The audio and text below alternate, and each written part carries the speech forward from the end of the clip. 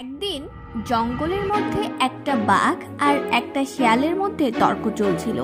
শিয়াল বলছিল, আমি এই জঙ্গলের মধ্যে সবচেয়ে বুদ্ধিমান প্রাণী, আমাকে কেউ কখনো বুদ্ধিতে হারাতে পারবে না। আমি এই জঙ্গলের মধ্যে সবচেয়ে শক্তিশালী প্রাণী, আমার শক্তির সাথে তোমার বুদ্ধি কিছুই নয়।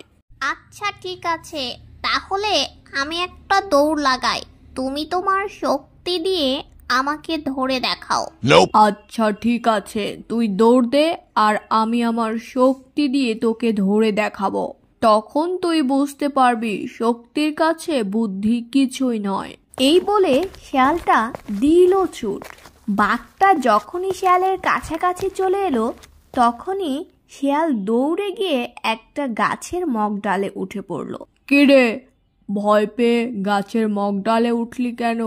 ভয় পেয়ে নয়, এটা হচ্ছে আমার বুদ্ধি, যাতে তুমি আমাকে ধরতে না পারো। এই গাছের ডালগুলো অনেক চিকন, তুমি এই গাছে উঠতে গেলে পড়ে যাবে।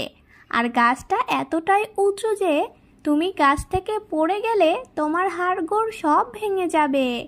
আচ্ছা এই কথা, তুই কি নামবি না?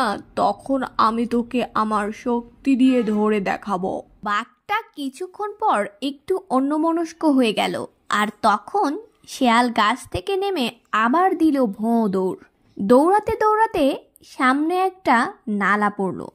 নালাটা কিন্তু বেশ গভীর ছিল আর বড়ও ছিল। শেয়াল একটা গাছের ডাল ধরে সহজেই নালাটা পার হয়ে গেল। আর বাঘ মনে করলো, এই ছোট্ট শুকনো গাছের ডাল ধরে কি এই এত বড় নালা পার হওয়া সম্ভব? তাই বাঘটা দৌড়ে গিয়ে নালা পার হতে চাইল, আর তখনই বাঘটা সেই নালার গভীরে আটকে গেল। উঠে আসার উপায় না পেয়ে বেচারা ওখানেই মরে গেল। এই গল্প থেকে আমরা শিখতে পারলাম, সবসময় শক্তি দিয়ে নয়, কিছু কিছু ক্ষেত্রে বুদ্ধি দিয়েও নিজেকে বাঁচিয়ে নেওয়া যায়।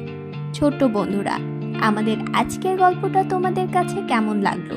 ভালো লেগে থাকলে অবশ্যই আমাদের চ্যানেলটা সাবস্ক্রাইব করে দিও। ধন্যবাদ।